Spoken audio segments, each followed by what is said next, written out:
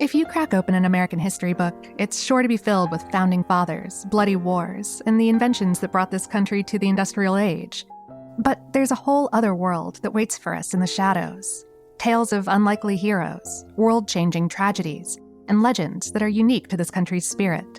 So join me, Lauren Vogelbaum, for a tour of American history unlike any other, through a new podcast from iHeartRadio and Aaron Mahnke's Grim and Mild. Get ready for American Shadows. Listen to American Shadows on Apple Podcasts or wherever you get your podcasts. Hey, this is Jason McIntyre. Join me every weekday morning on my podcast, Straight Fire with Jason McIntyre. This isn't your typical sports pod pushing the same tired narratives down your throat every day.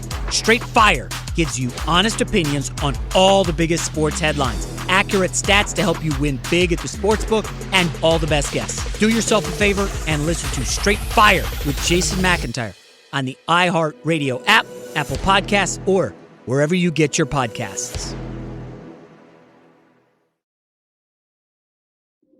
Welcome to Monster, DC Sniper, a production of iHeartRadio and Tenderfoot TV. The views and opinions expressed in this podcast are solely those of the podcast author or individuals participating in the podcast and do not represent those of iHeartMedia, Tenderfoot TV, or their employees. Listener discretion is advised.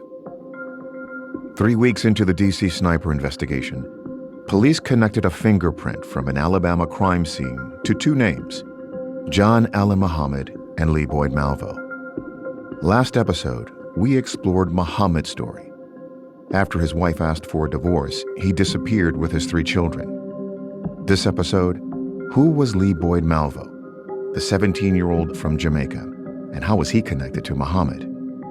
At the time, investigators were stumped, but years later we finally started to get the answers. Many of those answers came from the work of criminologist and criminal profiler Anthony Mioli. Mioli spent 9 years corresponding with Lee and listening to his side of the story.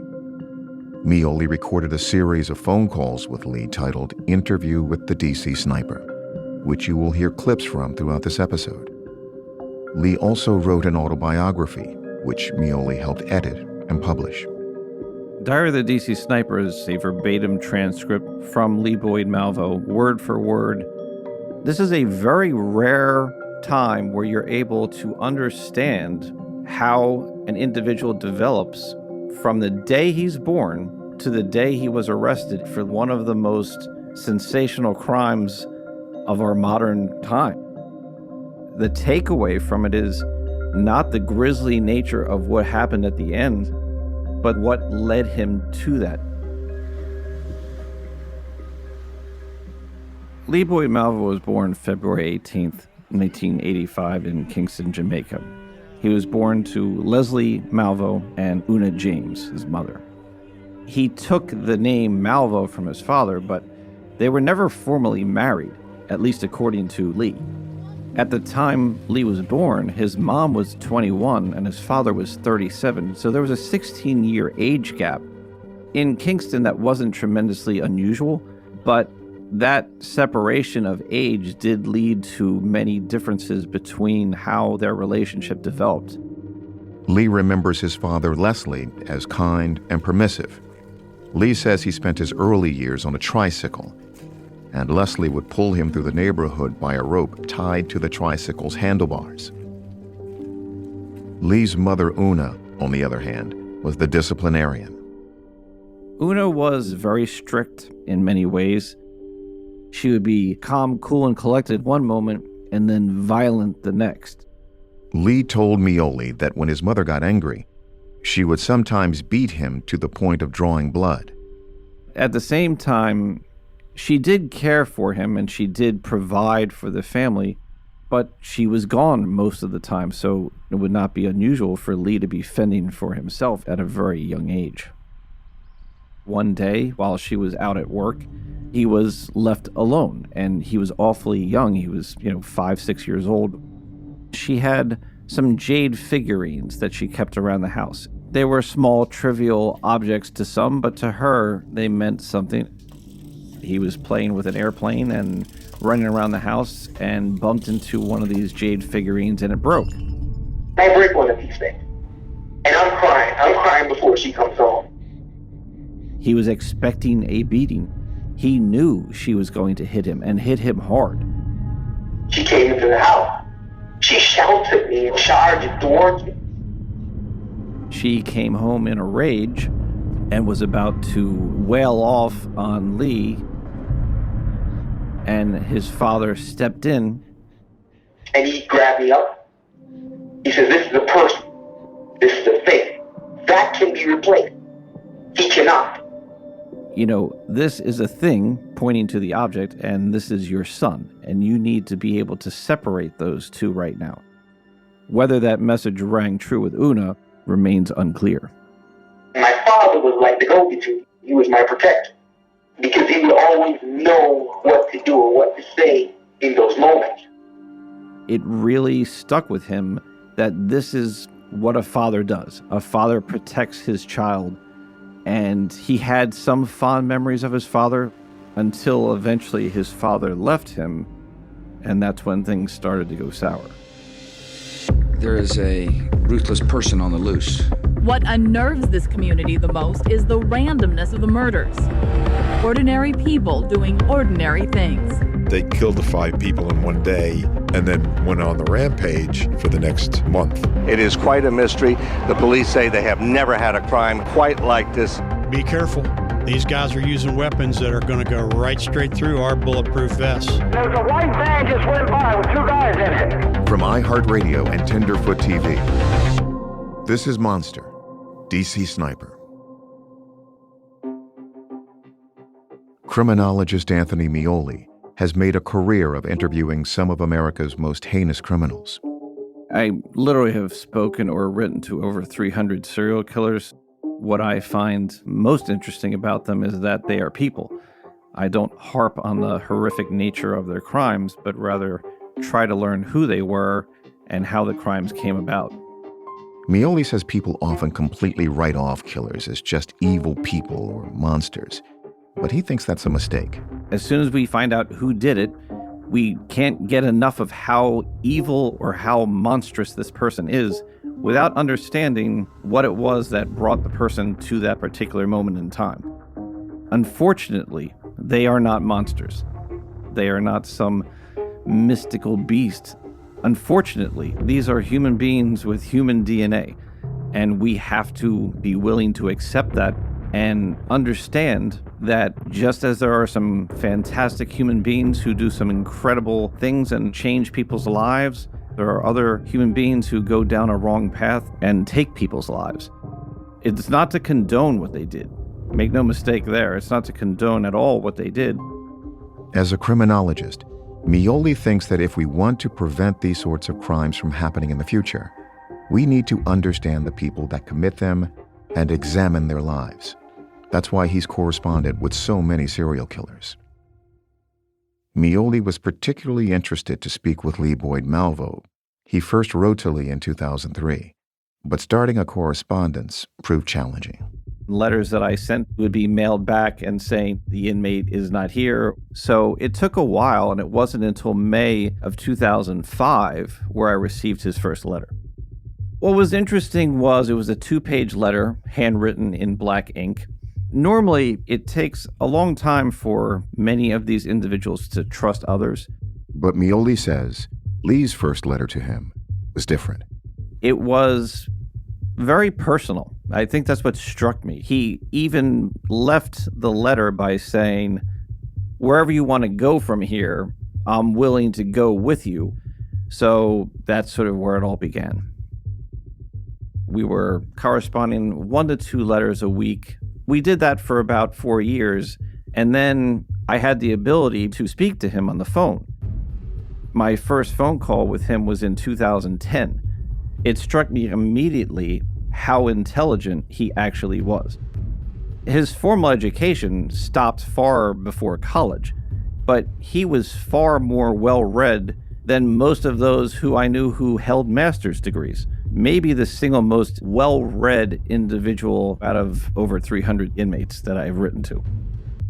During these years of communicating back and forth, Mioli says Lee asked him to help edit and publish his autobiography. Mioli agreed. What came across with Lee Boyd Malvo's intellect, his ability to jump from topic to topic, he knew anything and everything about anything related to the weather. It could be related to inmate rights. It could be related to racial tensions. And that was one dynamic that we talked a lot about. As a Caucasian male, obviously we came from two different worlds. Zara Burden is a journalist and host of the Jamaican news program 18 Degrees North. She was also interested in understanding Lee Boyd Malvo's roots. Our first interview back in 2013 was an interview with Lee Boyd Malvo.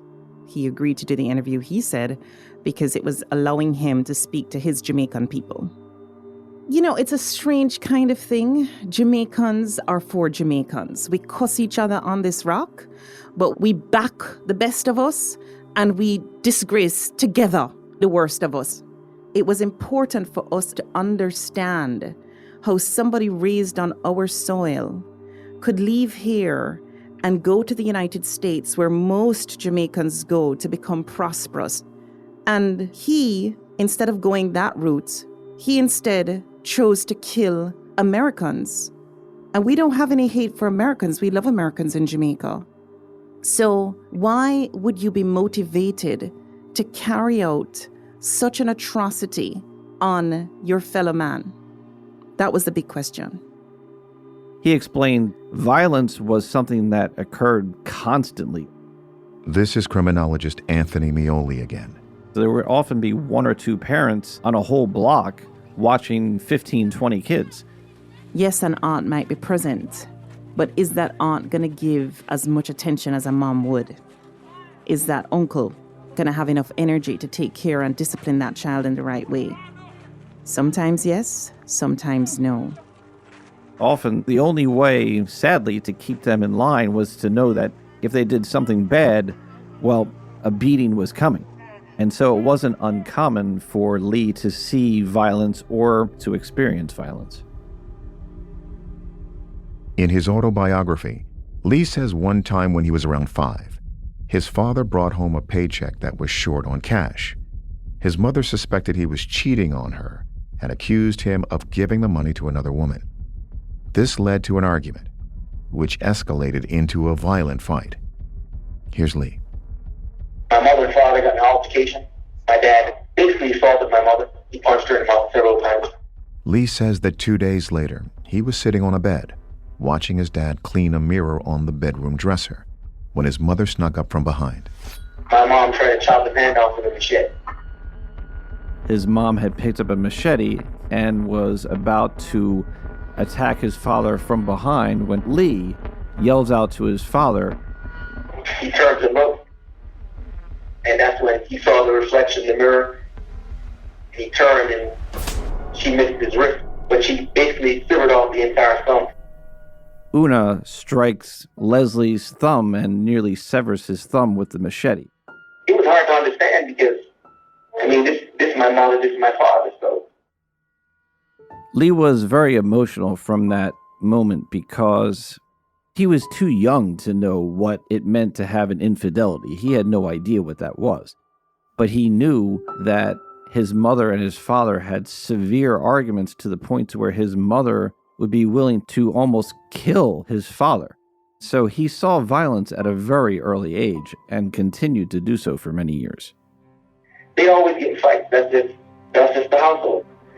My mom caught him cheating at least a dozen times. Eventually, Una had had enough of Leslie's infidelities with various women on the island, and she told Leslie to decide whether to be with her or to move on to the other women. He used to work in the Cayman Islands as a contractor, making hotels and stuff like that.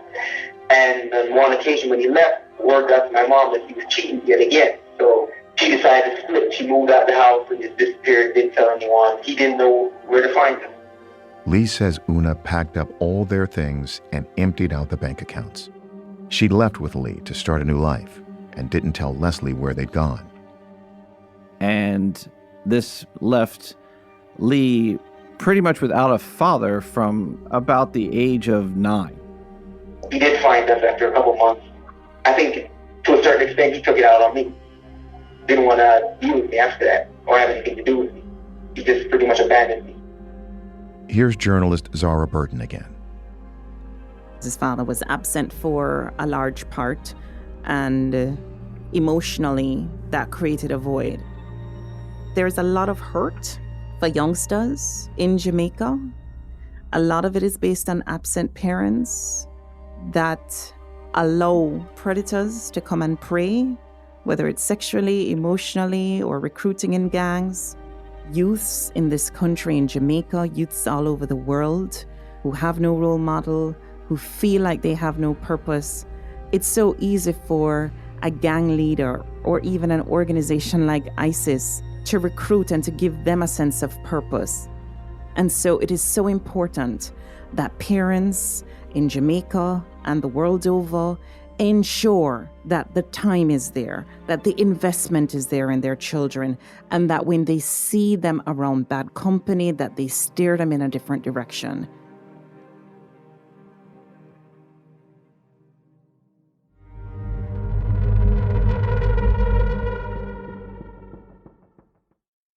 You down with black hair? You down with abolishing the prison industrial complex? You down with puppies? Who isn't down with puppies? You'd be surprised. We're the comedy group Obama's Other Daughters, and we're inviting you to come kick it with us on our podcast called You Down? We're bringing you the same fun vibe we serve during our improv shows in LA, only in podcast form. Check in with us as we discuss everything going on in the culture and have the nerve to give our unexpert opinions to a lucky listener. Whether it's embarrassing hair stories or comedy fails. We might even talk about ghosts. Listen to You Down on the iHeartRadio app, Apple Podcasts, or wherever you get your podcasts. You Down? It was May 19th, 1983 in Springfield, Oregon. In the middle of an otherwise peaceful, cool spring night, a car arrived at Mackenzie Willamette Hospital. Diane Downs and her 3 children had been shot. Cheryl, 7, was dead, and Danny, 3, and Christy, 8, had life-threatening injuries. A year later, Diane herself was found guilty for the shootings. In the 80s, this was the shocking headline story of Fatal Attraction. Authorities believed Diane's infatuation with a married man who said he had no interest in being a father to anyone's children was the possible motive behind her shooting her 3 kids. 1 year later, at her trial, she was pregnant. That child was Becky Babcock. For years, Becky has tried to come to terms with who her mother is, but one mystery has haunted her. Who is her biological father? She's what I call a jackpot match. Did you find Becky's biological father? Join me as we search for the answer and explore Becky's and her mother's past on this season of Happy Face presents Two-Face. Listen on the iHeartRadio app, Apple Podcasts, or wherever you find your favorite shows.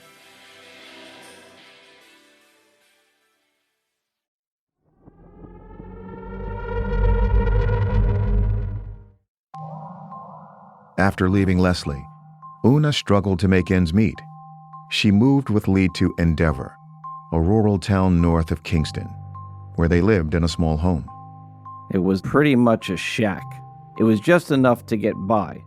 They suffered to often have proper plumbing. Una did not have the money to fix things. Despite being strapped for cash, Una was able to get a loan and open a small grocery store. It was a sundry shop, so to say. Una's store went well until a power outage ruined all of the refrigerated goods. She didn't have enough money saved to restock the inventory, so she was forced to close the store. And unable to find work in Endeavor, she and Lee moved back to Kingston. For Lee, this was the first of many moves. In Jamaica, it's not uncommon for people to be somewhat transient. In the, let's say, late 80s, early 90s, work was very hard to come by, especially for a woman who was not building homes or something or doing labor. So it was not uncommon for Una to look for work at various places and move around so that she could support the two of them. And according to Lee, his mother would do whatever it took to get what she needed. When she purchased a home, she knew that one of the men who was selling the land was prone to drinking alcohol. And she waited until he was inebriated, and he signed over another acre for a relatively paltry sum to Una so that she could have more land. She was a smart woman in knowing what she needed to do in order to get things done. And that often meant moving for work. Mioli says Lee bounced around 15 to 20 times in his adolescence. Sometimes she took Lee with her. Other times she left him with family and friends. In many cases, Lee would refer to the family as cousins. They may not have been cousins legally, but just friends who his mom would leave him with, and then she would be gone for several months. So yes, he would be completely abandoned, if you will, by today's standards, while his mom looked for more steady work. And this was at the unfortunate negative impact to Lee's life. There's a huge problem in this country where barrel kids are concerned. They're called barrel kids. Barrel just means that your parents, to show love and affection, will send a barrel filled with goodies, with school products, with whatever is necessary to allow you to have things. Journalist Zara Burden says that many times parents seek better opportunities abroad, but they can't take their families with them. Jamaica is a tough spot to earn $1, I'm telling you. And so you get an opportunity to go to the States to earn $1, you're going to take it. For a lot of Jamaicans, Cayman, Turks and Caicos, Bahamas, those are the hot spots where we go to for better economic opportunity. But guess what? Sometimes your status there ain't fully sorted, and so you're there kind of illegally, you overstay your visa, and you're working, and all you can do to show your love is to get on Skype, get on the phone, and send a barrel. But invariably, some of them are not being supervised in their homes. And so there definitely is a deficit in their emotional development, their ability to be disciplined.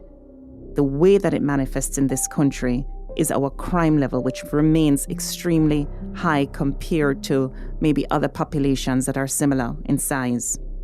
Jamaica's homicide rate consistently ranks as one of the highest in the world. The most brutal individuals sometimes on the street creating havoc are the teens, because they've been recruited. The wrong people are there to pick up the slack where parenting has failed.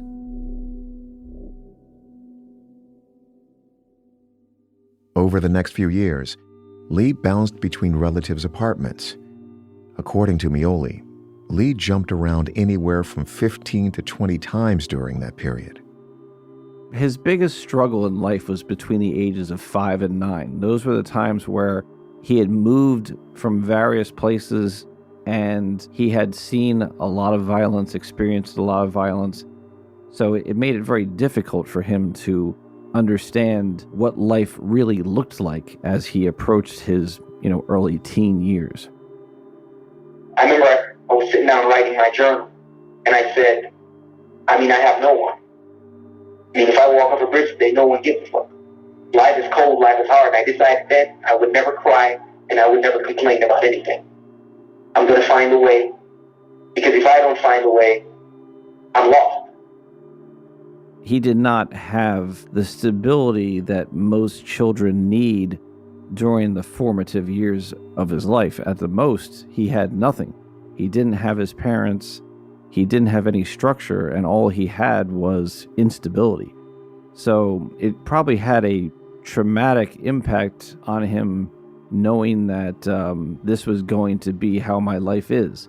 It's going to be a tumultuous, violent life that I'm going to live. And he started to develop a lot of anger inside himself. Around this time, Lee went searching for his father in Kingston. The way Lee remembers it, he eventually found Leslie walking down the street. Lee told him that Una had left him behind to go work on another island, hoping that his father would take him in. When I went to see him, he had this look in his face like, I'm happy to see you, but why are you here?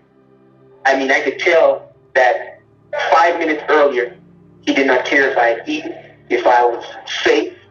I mean, none of that. He told he couldn't find me. He had all these excuses. He gave me some bus fare and sent me on my way. I gave it to a bum. And Lee took that as, I think that's it with my father. That's about the only acknowledgement I'm going to get. When later asked about the incident, Lee's father said he didn't take him in because he didn't want to re-engage with Una. Leslie Malvo wouldn't see his son again until he was an adult. Despite all these challenges, Lee worked hard at school. He was intelligent and made good grades. And although she was gone for long stretches of time, Lee's mother watched closely over his performance in school. I used to be terrified to go home because as soon as I go home, I'm going to hear my name through the door. Lee! I honestly think that Lee, if there was a word for it, I think Lee was more of an academic, really, than he gave himself credit for. He knew that his mom expected 100%. Anything under 100%, he was going to get punished. So he would often sit outside the home, waiting to go inside. And be petrified to go in.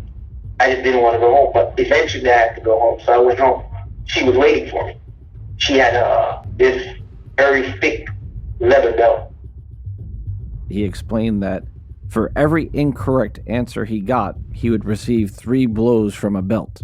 If he got 10 incorrect answers for the day, he would get hit 30 times. He knew that because he knew if he had a bad day or a bad grade on his paper, what was going to happen when those doors opened. I mean, he hit me everywhere. The face, the back, the neck, me everywhere. I just kept looking her in the eyes and I just would not cry. She just kept going and going. There was a look on her face that was a look of hate. When Lee was about 12, his mom left Kingston again for work on another island. So he went to live with a teacher, who he called Aunt Simone. She had a much more humanistic approach. She would sit down and tell Lee exactly what she expected of him. Lee was sort of shocked. She treated him almost like a young adult. She always would encourage Lee, explain to Lee the things that he did well and the things that he needed to work on. She didn't raise her voice at him, which was something that he hadn't really experienced before. That separated her from Una in Lee's mind. He didn't have to worry about that beating formula of 3 times a day. There was no more verbal and physical abuse going on. Aunt Simone had intimate knowledge of the beatings that Lee had taken because Lee had told her. And I think in her own way, even though she wasn't his mother, she knew that Una was not good for him at that time in his life. So she did everything to protect him from going back to her by trying to sort of say, I got this, I can take care of Lee. This was a time where he finally had a little bit of love in his life. Mioli says that Lee was often very affected by small things, words, gestures, or the tone of a person's voice. He even spoke about the most simple phrase that Aunt Simone would say. She would say, "Good morning, Lee," and that would mean the world to him because he didn't get that from his mom. He did not get that from Leslie. He got that from a woman who he really barely knew at that time, and yet she was willing to take him in as her son. His life looked much more like a regular child. He was now experiencing the ability to play with board games. She would read Bible lessons to him. She would show him how to do homework. She even showed him what he could be if he did further education. But it wouldn't last. Eventually, Una showed up at Simone's house and demanded that Lee come back and live with her. When it came to a head to where he had to choose between Aunt Simone and his mother, he really didn't have a choice because he was still a minor. Una had the final say because she was, his mother. And unfortunately, he had to leave. There's nothing Aunt Simone could do about it. She couldn't protect him anymore. Reluctantly, she had to give him up. Una came to realize how much happier Lee had felt without her. She resented him for wanting to stay with Simone instead of coming back to live with her. So once he was reunited with Una, he would face daily beatings, sometimes twice a day, just simply for no reason at all. So now it had escalated with the violence at home. It went from being a good morning with Aunt Simone to an unknown, hellish day with his own mother. Eventually, Lee reached his breaking point. I decided I was going to hang myself. We're at the house, and I took a makeshift rope, walked down to the mango tree, and attempted to hang myself. The suicide attempt with Lee occurred, according to him, around age 13. He had been on a farm with Una and a caretaker who lived on this farm. He went up in a tree and sat there for quite some time debating, what is his life going to be like?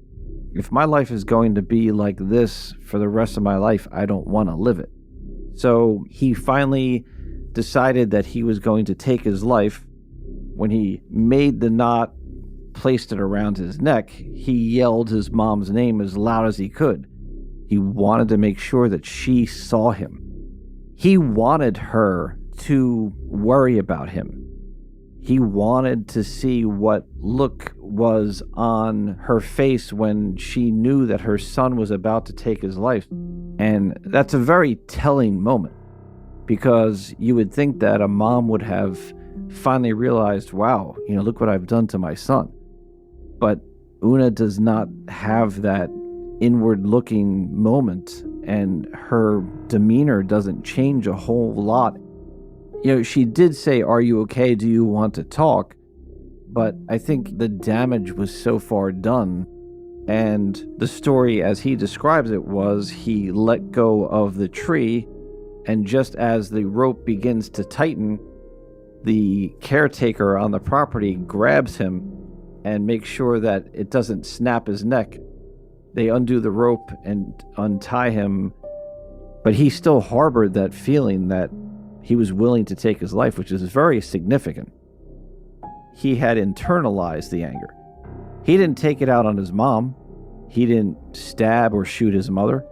He didn't stab or shoot anyone else. He took it all out on himself. And from what we know with child psychology, if a child is willing to take their life at 13, they've suffered dramatic trauma in order to come to that place, because that's a very early age to grasp the idea that if I jump off this branch and this rope tightens, I'm dead. And yet his mother was not really willing to change her ways. The worst thing, that was 2 days later, she beat me to a bloody pulp. Threw a new piece of rope at me, pointed to the tree, and told me, go ahead and kill your fucking self. Go ahead, do it. But he said for whatever reason, he had even lost the courage to attempt suicide again. He just couldn't do it anymore. Lee had no one. He had lost Aunt Simone, and both of his parents had given up on him. But he was about to meet the man who would take on the role of his new father.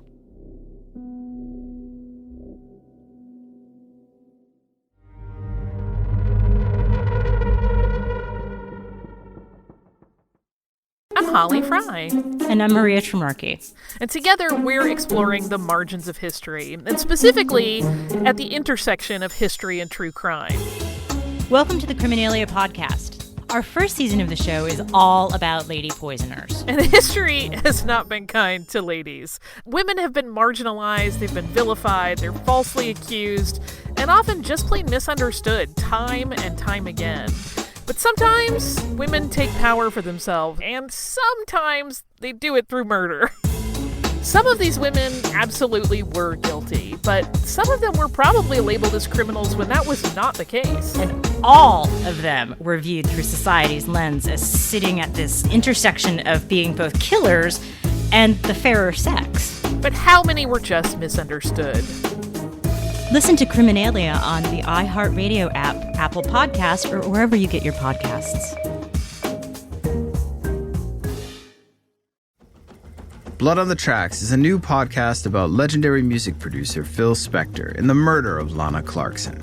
This podcast is hosted by me, Jake Brennan, creator and host of the award-winning music and true crime podcast Disgraceland and 27 Club. This new serialized podcast is part true crime, part historical fiction, and part spoken word lo-fi beat noir. Each episode is told from the perspective of the people who knew Phil Spector best, his so-called friends.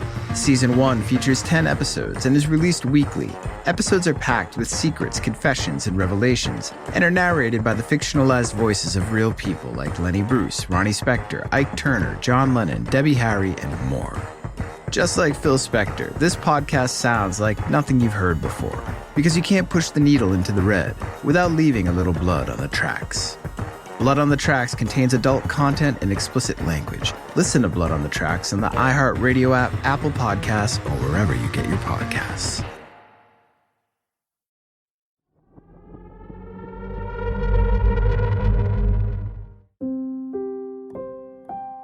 When Lee was 15, he and Una moved to the island of Antigua. Lee says that Antigua brought more of the same verbal and physical abuse. Meanwhile, his mother had started a new business there. But not long after moving to Antigua, Una took another job on a different island. She left Lee alone there for almost a year. He had to steal and sell bootleg CDs to get by. My mother actually prepared me for this by leaving me alone so many times. I had time to practice. I learned how to hustle. I take an empty stainless steel drum, go down to the beach, make some jerk chicken, sell it. I collect cans and bottles. I pretty much did whatever I had to. In Antigua, Lee had to walk several miles to school. Each day, he passed by the Zaza electronics store. On one occasion, he stopped in. Inside, a tall man was watching his young son play a flight simulator video game on one of the store's computers. They both had American accents and were joking around and laughing. Lee was not used to seeing this kind of affection between a father and son. I wanted that relationship. I wanted to be a father like him. He was confident. There were not a lot of fathers there with their sons. The cutest things about it that were different that I admired, and I just found the one from a distance. I actually never spoke to him. That man was John Muhammad. It was here, in Antigua, that John had run away from Tacoma, Washington, with his 3 children in tow. John had originally heard of the island from an acquaintance in Tacoma. That man had a cousin who worked in Antigua as a travel agent. John thought he could start a new life there with his kids, and so they moved there in March of 2000. John was sort of the Pied Piper of many children on the island. He was known for doing good things for kids. He had money that others did not on the island, and that was something that Lee sort of looked up to. But what we learned is that John's money was not necessarily legal. What he was doing was illegally importing goods, services, and even people into the United States. John had created a business of smuggling Caribbean islanders into America. He would help them forge passports and ensure travel to the Florida coast. And in the year 2000, one of John's new clients was Una, Lee's mother. A lot of people don't understand that John actually got Una into the United States. There was a presumed relationship as far as whether or not it was a sexual one. That I'm not quite sure.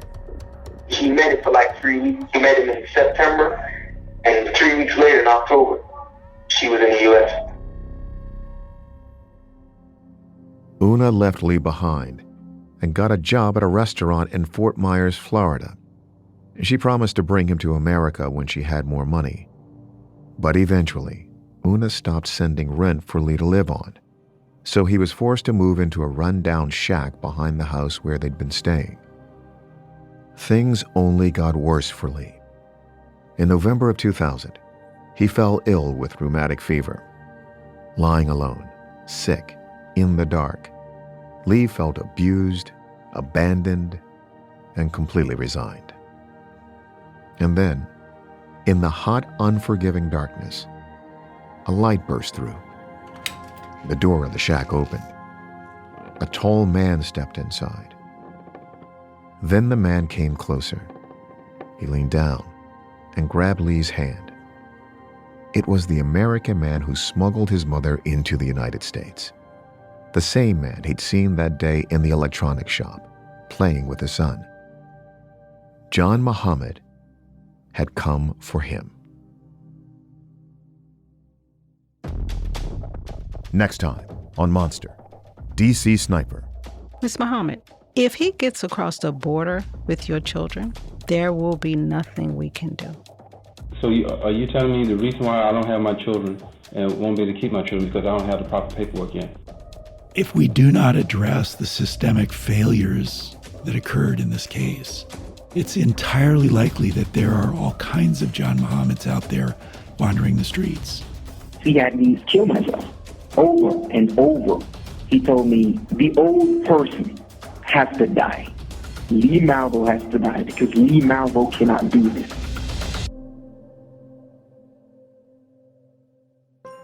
Monster, DC Sniper is a 15-episode podcast hosted by Tony Harris and produced by iHeartRadio and Tenderfoot TV. Matt Frederick and Alex Williams are executive producers on behalf of iHeartRadio, alongside producers Trevor Young, Ben Kiebrick, and Josh Thane. Payne Lindsay and Donald Albright are executive producers on behalf of Tenderfoot TV, alongside producers Meredith Stedman and Christina Dana. Original music is by Makeup and Vanity Set. The audio of Lee Boyd Malvo you heard in the Next Time segment comes from a 2012 interview by journalist Josh White and was provided courtesy of The Washington Post. If you haven't already, be sure to check out the first 2 seasons, Atlanta Monster and Monster the Zodiac Killer. If you have questions or comments, email us at monster@iheartmedia.com, or you can call us at 1-833-285-6667. Thanks for listening.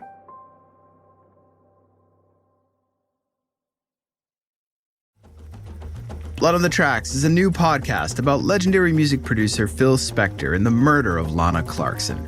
This podcast is hosted by me, Jake Brennan, creator and host of the award-winning music and true crime podcast Disgraceland. Season 1 features 10 episodes told from the perspective of those who knew Phil Spector best, his so-called friends. Just like Phil Spector, this podcast sounds like nothing you've heard before. Blood on the Tracks contains adult content and explicit language. Listen to Blood on the Tracks on the iHeartRadio app, Apple Podcasts, or wherever you get your podcasts. How did the world's greatest entrepreneurs find their way to such prominent positions of success? I'm Jeff Rosenthal, and in Art of the Hustle, my podcast from iHeartRadio, I sit down to chat with the cultural innovators and magnates shaping our future. From the co-founder of the Black Lives Matter movement to the former CEO of Twitter, join us each week as we discuss the insights and critical advice that shaped all of their lives. Listen to The Art of the Hustle on the iHeartRadio app, Apple Podcasts, or wherever you get your podcasts.